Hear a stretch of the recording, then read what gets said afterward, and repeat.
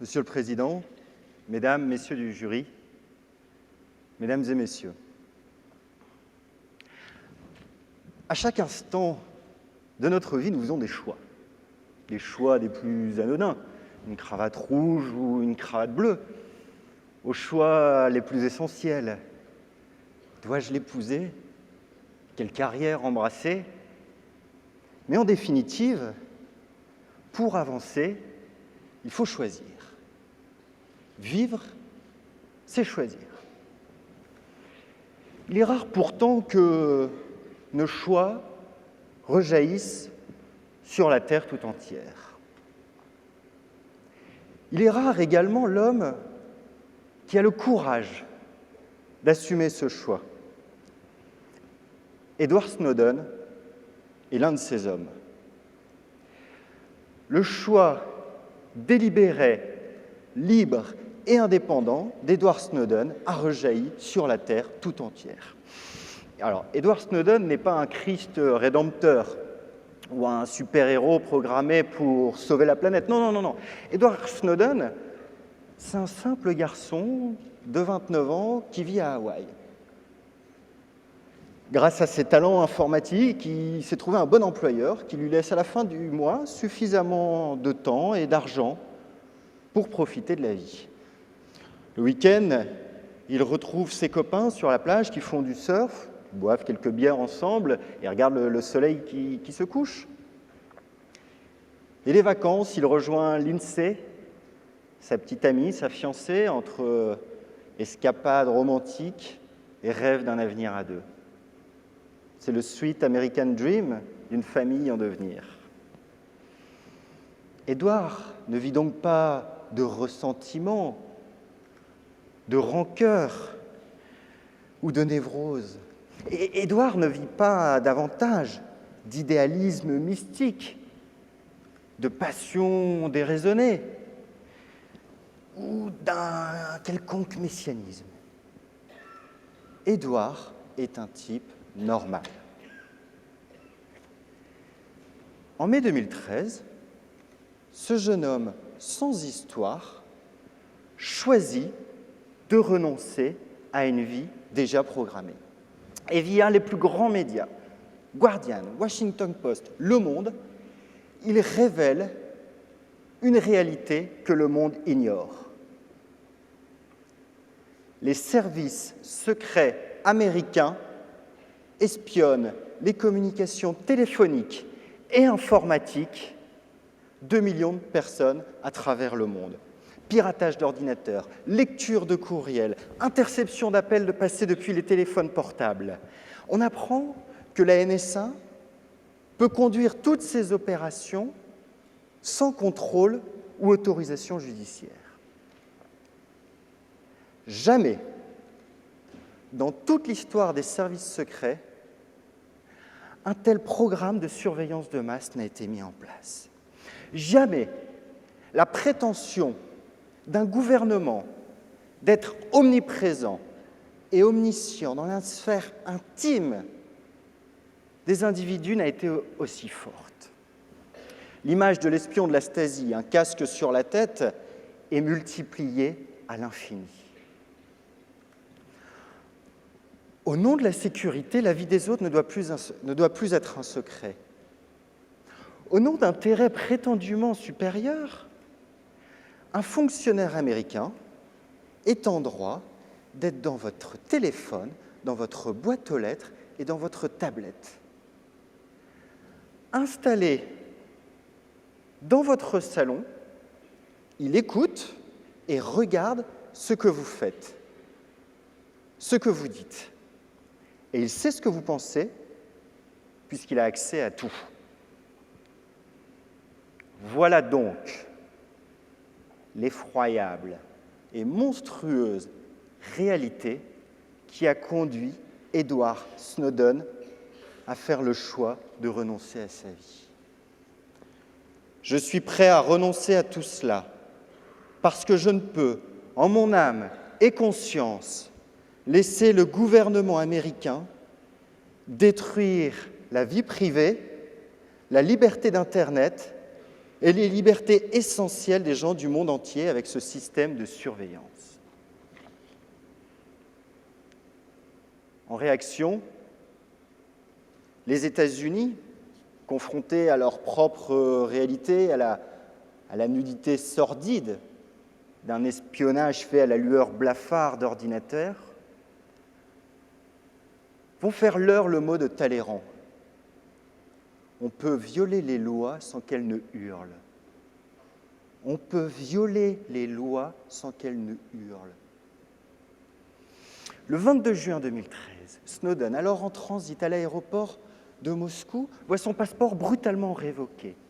En un instant, on fait de lui un sans nom, ni identité, un apatride, incapable de prouver sa nationalité et son identité aux autorités civiles et étrangères.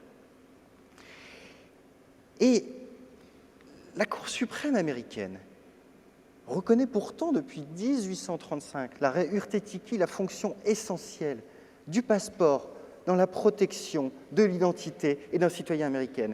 Mais le département d'État américain va faire un autre choix, celui de contourner le système légal d'extradition judiciaire pour forcer Edward Snowden à rentrer aux États-Unis. The department may not issue a passport except for a direct return to the United States. La violation de l'article 12 de la Déclaration des droits de l'homme et de l'article 22 de la Convention américaine des mêmes droits de l'homme est pourtant claire.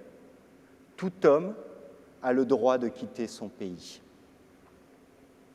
Ensuite, les États-Unis vont faire litière de la présomption d'innocence en livrant Edward Snowden à la calomnie et au déshonneur.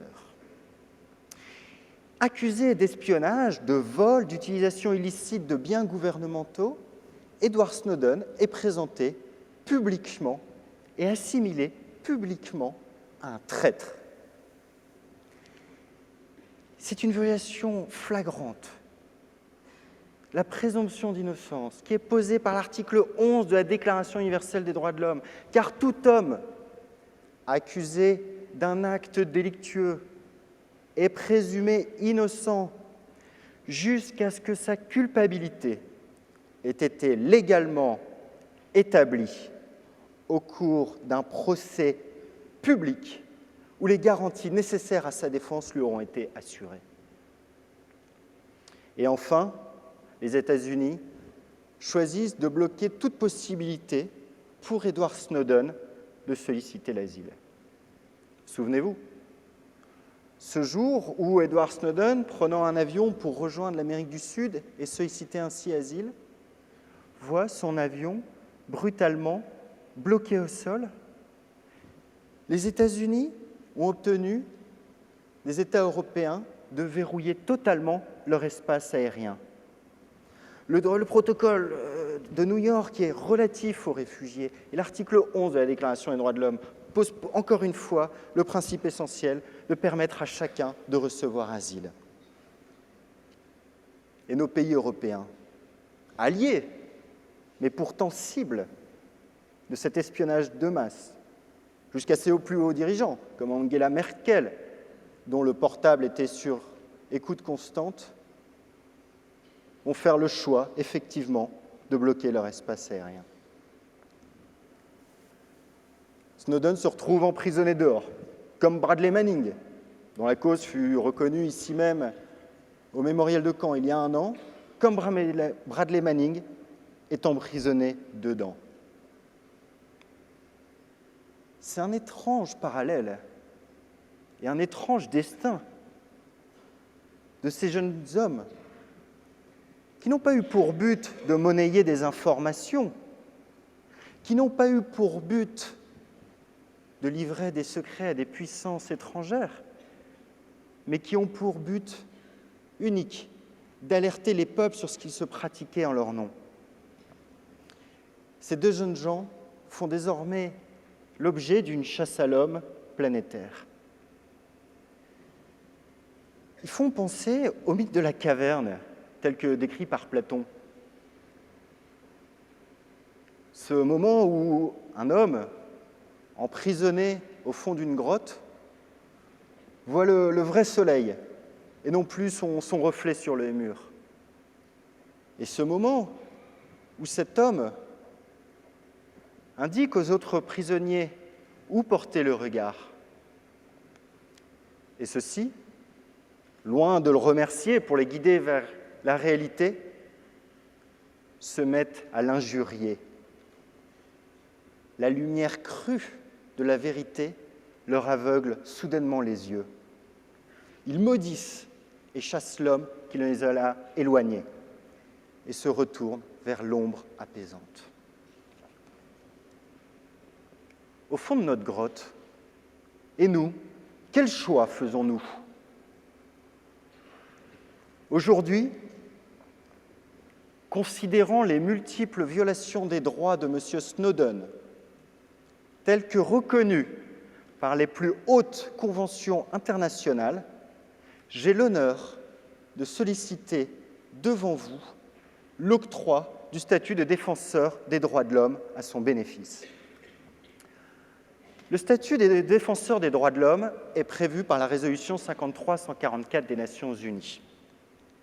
C'est le droit qui est directement applicable à l'espèce. Et selon l'article 6, c'est le droit de publier, de communiquer à autrui, de diffuser librement des idées, des informations et connaissances sur tous les droits et libertés fondamentales.